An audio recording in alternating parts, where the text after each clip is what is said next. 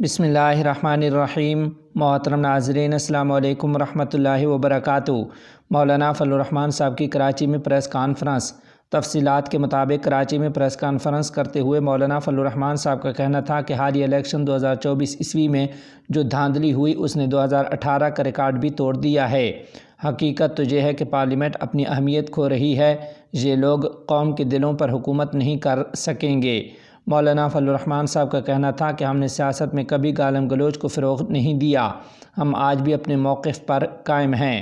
ہم اپنے موقف پر رہ کر سیاست کریں گے۔ حضرت مولانا فضل الرحمان صاحب نے کہا کہ ہم نے ملک بھر میں انتخابی نتائج کو مسترد کر دیا۔ ہم پورے ملک میں تحریک چلانے کے لیے لائحہ عمل بنائیں گے۔ ان حالات کو تسلیم نہیں کر سکتے ہیں، اس پر عوام کا رد عمل آئے گا۔ انہوں نے سوال کیا کہ وہ کون ہے جو ہمارے حق پر ڈاکہ ڈال رہا ہے۔ جمعیت علماء اسلام کے سربراہ کا کہنا تھا کہ اسٹیبلشمنٹ کے جبر کو جبر ہی کہا جائے گا۔ اسٹیبلشمنٹ نے اپنی ہی تقسیم کی، کسی کو ایک جگہ تو کسی کو دوسری جگہ ایڈجسٹ کیا گیا۔ بین الاقوامی دباؤ ہماری اسٹیبلشمنٹ پر آتا ہے اور وہ آیا ہے۔ سربراہ جمعیت علماء اسلام کا کہنا تھا کہ جن کو خدشہ تھا کہ فضل الرحمان صدارتی امیدوار بنیں گے، انہوں نے بھی اپنی تجوریاں کھولی ہیں۔ میری خواہش ہے کہ محمود خان اچکزئی کو ووٹ دوں، لیکن پارٹی کا فیصلہ واجب ہے۔ انہوں نے کہا کہ فکر اور ذہن سے اختلاف ہو سکتا ہے، لیکن پارلیمان میں جہاں اپوزیشن ہوگی وہاں بیٹھیں گے۔ یہ ایک حقیقت ہے کہ جمہوریت اپنا مقدمہ ہار رہا ہے۔ یہ حالات ہم نہ تسلیم کرتے ہیں، نہ اس کو ہم قبول کرتے ہیں۔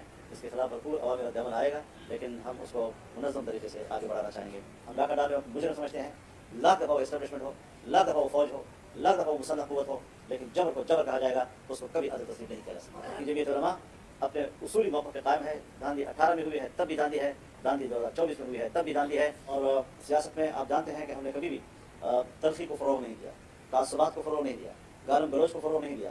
موقف لیا ہے، اتفاق رائے بھی کیا ہے، اختلاف رائے بھی کیا ہے، اعتدال کے ساتھ اور دلیل کے ساتھ کیا ہے۔ لیکن میں آپ کو اطمینان دلاتا ہوں کہ اب تک ہم اپنے موقف پہ قائم ہیں۔ پارلیمنٹ میں جائیں گے، احتجاجی اور تحفظات کے طور پر ہم جائیں گے، کوئی ووٹ ہم نے استعمال نہیں کرنا۔ اور انشاءاللہ عزیز ہماری جو دوست جماعتیں ہیں جو ہمارے پاس تشریف لائے، بار بار لائے، انشاءاللہ اب وہ اصرار نہیں کریں گے۔ ہم نے اپنے موقف ان کو تقریباً بنوا لیا ہے۔ ایسے حالات میں جب میں اسرائیل کے خلاف حماس کی قیادت سے ملنے جاؤں گا تو بین الاقوامی سطح پر ناراضگیاں تو پیدا ہوں گی۔ امریکہ بھی اور یورپ بھی جو اسرائیل کے مظالم کی پشتپناہی کر رہے ہیں ان کو تو تکلیف ہوگی۔ افغانستان میں شکست کھا چکے ہیں، وہاں امارت اسلامیہ کی حکومت ہے۔ ہم پاکستان اور ان کے تعلقات کو بہتر بنانے کے لیے گئے، ہم نے ان کے استحکام کی بات کی اور اس کے استحکام پاکستان کی ضرورت ہے۔ تو ظاہر ہے کہ ان کی ناراضگی، ظاہر ہے کہ ان کے استحکام کے لیے ہم بات کریں گے تو ناراض تو ہوں گے۔ تو وہ بین الاقوامی دباؤ جو ہمارے ملک کے اسٹیبلشمنٹ پہ آتا ہے تو ہمارے خلاف اب بھی مستقل طور پر آیا ہے۔ اور یہاں پر بھی جن لوگوں کو یہ خطرہ تھا کہ شاید فضل الرحمان آنے والے وقت میں ہمارے مقابلے میں صدارتی امیدوار بن سکے گا، انہوں نے بھی اب تجویز کھولی۔ ایک طرف میری خواہش ہے کہ میں محمود خان اچکزئی کو ووٹ دوں، لیکن ایک طرف میری پارٹی کا فیصلہ ہے جس کی اطاعت مجھ پر واجب ہے۔ تو خواہش اور واجب پہ جو مقابلہ ہوتا ہے تو واجب کی اطاعت کرنی ہوتی ہے، خواہش کی نہیں۔ پاکستان کے عوام کے دلوں میں امریکہ محبت پیدا نہیں کر سکتا۔ آج فلسطینی شہید ہو رہا ہے اور 30,000 تک شہادتیں پہنچ چکی ہیں۔ بارشیں ہوتی ہیں تو ان کے سر چھپانے کی جگہ نہیں ہے، بچوں کی لاشیں پڑی ہوئی ہیں، ہزاروں کی تعداد میں وہ بچے ہیں جو شیرخوار تھے اور آنے والے وقت میں ان کو یہ علم نہیں ہوگا کہ ہم کس کے اولاد ہیں۔ کیا یہ انسانی حقوق نہیں ہے؟ اور اسلامی دنیا کے حکمرانوں کو بھی حیا کرنی چاہیے۔ ان کی غیرت اہمیت کہاں چلی گئی ہے کہ اسلامی دنیا اس وقت جو ہے وہ خرگوش کے مزے لے رہی ہے؟ ان کو بھی اٹھنا چاہیے اور کھل کر اپنے مسلمان بھائی کے ساتھ کھڑا ہو جانا چاہیے۔ کسی قسم کے ان کو مفادات کا لحاظ نہیں رکھنا چاہیے۔ دنیا کو اللہ نے قائم رکھنا ہے، عزت اللہ نے دینی ہے، رزق کا مالک اللہ ہے، ترقی کا مالک اللہ ہے، اور اللہ پر اعتماد شاید مسلمان حکمرانوں کا ختم ہو چکا ہے۔ وہ صرف دنیا کے حکمرانوں کو، خداؤں کو جانتے ہیں۔ امریکہ کی خدائی کا انکار کر دیں اور اللہ کی خدائی کا اقرار کر دیں، فلسطینیوں پر مصیبت کم ہو جائے گی۔ ہم نے تو ان کو ظلم کے حوالے کر دیا، درندوں کے منہ میں چھوڑ دیا ہے۔ کوئی اسلامی دنیا کا حکمران ہے جس کو کچھ تو حیا آئے، کچھ تو شرم آئے، کچھ تو اپنے کرنے کی حیا اس کے پاس ہو۔ بہت افسوسناک صورتحال ہے اس وقت کہ ہم سب جو ہے اقتدار کی جنگ لڑ رہے ہیں، لیکن ایک مسلمان قوم کی 2-3 مہینے کے اندر 30,000 تک شہادتیں، یہ بھی تو کوئی منہ سے ایک گھر نہیں ہے کسی کے پاس۔ ہر استحکام کے لیے ایک انہدام ضروری ہوتا ہے۔ اگر آپ کا گھر جو ہے زلزلے میں کریک ہو جائے تو پھر آپ کہیں گے کہ اس کو گرائیں گے تو اور ٹوٹ جائے گا، دوبارہ بنانا پڑے گا آپ کو۔ تو استحکام کے لیے آج اس حد تک غیر مستحکم ہے، معاشی لحاظ سے، سیاسی لحاظ سے، اخلاقی لحاظ سے، کہ ایک دفعہ اس کا انہدام ضروری ہوگا اور وہ انقلابی تحریک سے ممکن ہو سکتا ہے۔ ادھر قائد جمعیت حضرت مولانا فضل الرحمان صاحب دامت برکاتہم العالیہ نے 2 اہم پیغام بھی جاری کیے ہیں۔ ایک پیغام میں قائد جمعیت مولانا فضل الرحمان صاحب نے کہا کہ ملک کے مختلف علاقوں میں شدید بارشوں سے ہونے والے جانی اور مالی نقصان پر افسوس کا اظہار کرتا ہوں۔ انہوں نے کہا کہ انتظامیہ اس حوالے سے اپنا کردار ادا کرے۔ جمعیت علماء اسلام کے کارکن اپنے گرد و پیش کی صورتحال کا جائزہ لیں اور متاثرین کی امداد میں بھرپور حصہ لیں۔ جمعیت علماء اسلام کے کارکن حسب سابق عوام کی خدمت میں مصروف عمل ہو جائیں۔ مولانا فضل الرحمان صاحب نے کہا کہ دعا ہے کہ اللہ کریم مرحومین کی مغفرت فرمائے اور لواحقین کو صبر جمیل عطا فرمائے۔ ادھر دوسرا پیغام جاری کرتے ہوئے قائد جمعیت حضرت مولانا فضل الرحمان صاحب دامت برکاتہم العالیہ کا کہنا ہے کہ حرمین شریفین کے تقدس، ادب اور عظمت کے حوالے سے امت مسلمہ بالخصوص پاکستانی مسلمانوں سے کہتا ہوں کہ حرمین شریفین صرف عبادت کے لیے ہیں، سیاسی نعرے اور آوازیں بلند کرنے کے لیے نہیں۔ دورہ ترکمانستان سفارتی اور تجارتی لحاظ سے کامیابی سے بھرپور تھا۔ تفصیلات کے مطابق ترکمانستان کے سرکاری دورے کے بعد وزیر خارجہ مولوی امیر خان متقی حفظہ اللہ نے صوبہ بلخ کے حکام سے محکمہ خارجہ میں ملاقات کی ہے۔ ملاقات میں مولوی امیر خان متقی حفظہ اللہ نے ترکمانستان کے دورے کو سفارتی اور اقتصادی تعلقات کے میدان میں کامیابیوں سے بھرپور قرار دیتے ہوئے کہا ہے کہ ترکمانستان کے ساتھ دونوں ممالک کے درمیان تاپی اور لاجورد روڈ کی تعمیر کے حوالے سے بات چیت ہوئی ہے۔ انہوں نے صوبہ بلخ کے مقامی حکام سے کہا کہ وہ شہریوں کے لیے سہولیات پیدا کرنے کے لیے کوشش کریں۔ اسی دوران بلخ کے حکام نے وزیر خارجہ کا خیر مقدم کیا اور محکمے کے امور کو بہتر بنانے کے لیے اہم سفارشات اور ہدایات پر ان کا شکریہ ادا کیا ہے۔ محترم ناظرین، ادھر بتا دیں کہ وزیر صنعت و تجارت نور الدین عزیزی ایک وفد کی قیادت میں اب ترکمانستان کے دورے پر روانہ ہو گئے ہیں۔ وزارت صنعت و تجارت کے پریس آفس نے باختر نیوز کو بتایا کہ امارت اسلامیہ افغانستان کا ایک وفد وزیر صنعت و تجارت نور الدین عزیزی کی قیادت میں نجی شعبے کے نمائندوں کے ساتھ ترکمانستان کے دارالحکومت عشق آباد پہنچ گیا ہے۔ اس دورے کا مقصد ترکمن افغان تجارتی تعلقات کی پہلی کانفرنس کا افتتاح، افغانستان کی مصنوعات اور زرعی اجناس کی نمائش، افغانستان اور ترکمانستان کے نجی شعبوں کی دو طرفہ میٹنگ، اقتصادی تعلقات کے فروغ اور ترقی کے لیے حکومت کی دو طرفہ ملاقاتیں اور دونوں ممالک کے درمیان تجارت اور ٹرانزٹ کے فروغ پر تبادلہ خیال کرنا ہے۔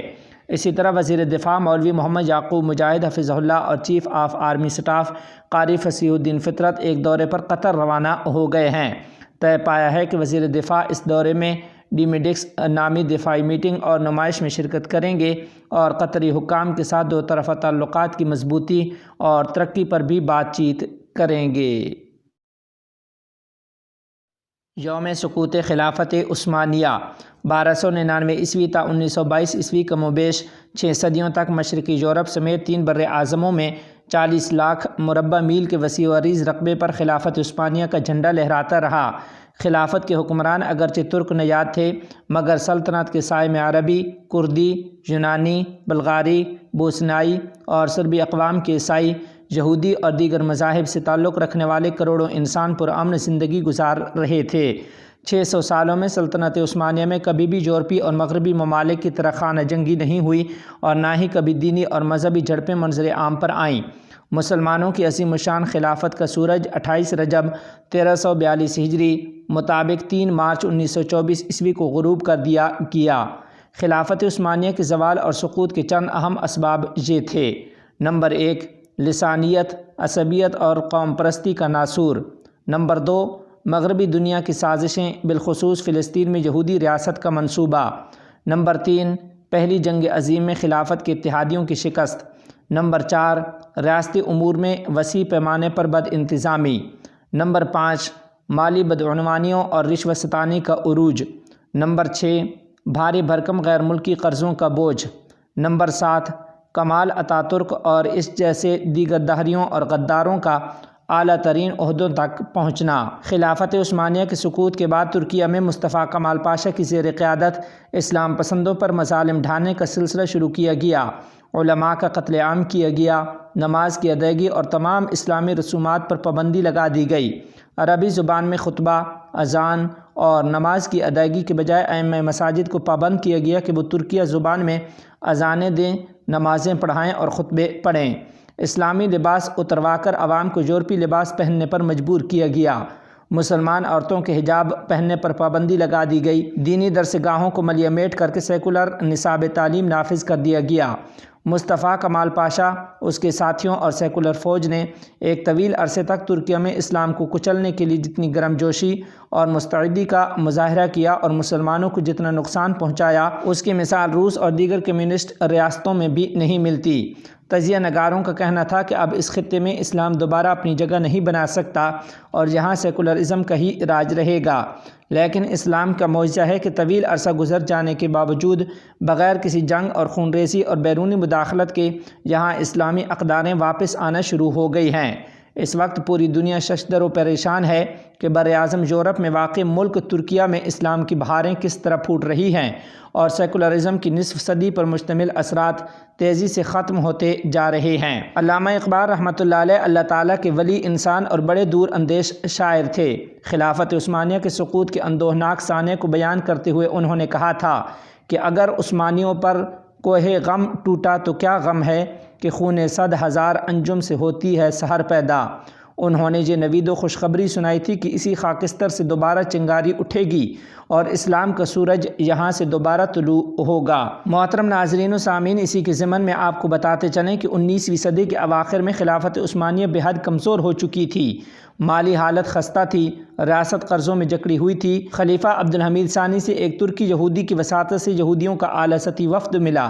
اس وفد نے خلیفہ سے کہا کہ اگر آپ فلسطین میں یہودی وطن قائم کرنے کی منظوری دے دیں تو ہم خلافت عثمانیہ کا سارا قرضہ اتار دیں گے اور مزید کئی ٹن سونا بھی دیں گے۔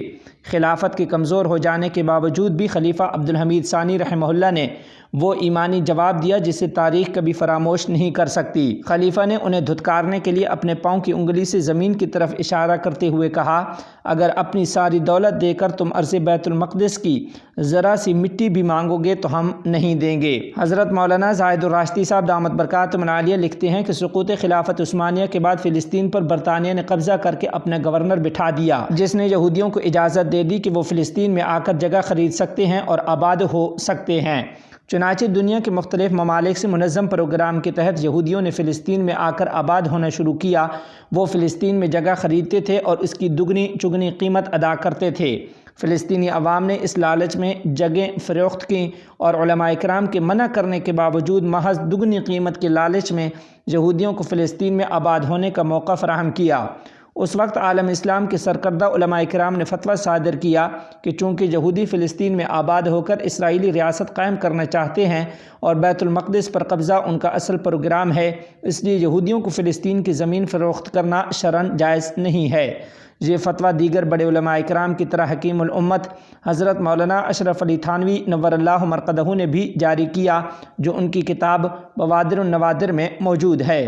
مگر فلسطینیوں نے اس کی کوئی پرواہ نہ کی اور دنیا کے مختلف اطراف سے آنے والے یہودی فلسطین میں بہت سی زمینیں خرید کر اپنی بستیاں بنانے اور آباد ہونے میں کامیاب ہو گئے، حتیٰ کہ 1945 عیسوی میں اقوام متحدہ نے یہودیوں کو فلسطین کے ایک حصے کا حقدار تسلیم کر کے ان کی ریاست کے حق کو جائز قرار دے دیا اور فلسطین میں اسرائیل اور فلسطین کے نام سے 2 الگ الگ ریاستوں کے قیام کی منظوری دے دی، جس کے بعد برطانوی گورنر نے اقتدار یہودی حکومت کے حوالے کر دیا۔ اسرائیل مذاکرات میں رکاوٹیں ڈال رہا ہے۔ تفصیلات کے مطابق اسلامی تحریک مزاحمت حماس کے رہنما اسامہ حمدان نے کہا ہے کہ اسرائیل صرف قیدیوں کا تبادلہ کرنا چاہتا ہے، جبکہ مزاحمت ہمیشہ کے لیے جارحیت کو روکنا، غزہ سے قابض فوج کی انخلاء، امداد اور تعمیر نو اور بے گھر افراد کو ان کے گھروں میں واپس لانا چاہتی ہے۔ حمدان، جو قطر اور مصر کی قیادت میں ثالثی کرنے والے ممالک کے ذریعے حماس اور اسرائیل کے درمیان بالواسطہ مذاکرات کی تفصیلات پر عمل کرتے ہیں، انہوں نے انکشاف کیا کہ اب تک مذاکرات عام فریم ورک کے اندر ہو رہے ہیں۔ انہوں نے الجزیرہ کے ساتھ ایک انٹرویو میں وضاحت کی کہ ناموں یا تعداد کے بارے میں کوئی تفصیلی بحث نہیں ہے۔ جب تک اس پر کوئی معاہدہ نہیں ہو جاتا اس وقت تک توجہ ایک عمومی فریم ورک پر مرکوز ہے۔ انہوں نے زور دے کر کہا کہ مذاکرات کی ضرورت اسرائیل کی خواہش پر عمل درآمد کے لیے نہیں، بلکہ فلسطینی عوام کے خلاف اسرائیلی جارحیت کے خاتمے کے لیے ہے۔ حماس کے رہنما نے کہا کہ امریکی صدر جو بائیڈن ثالث نہیں ہیں، بلکہ وہ جارحیت اور فلسطینیوں کے قتل عام میں شراکت دار ہیں۔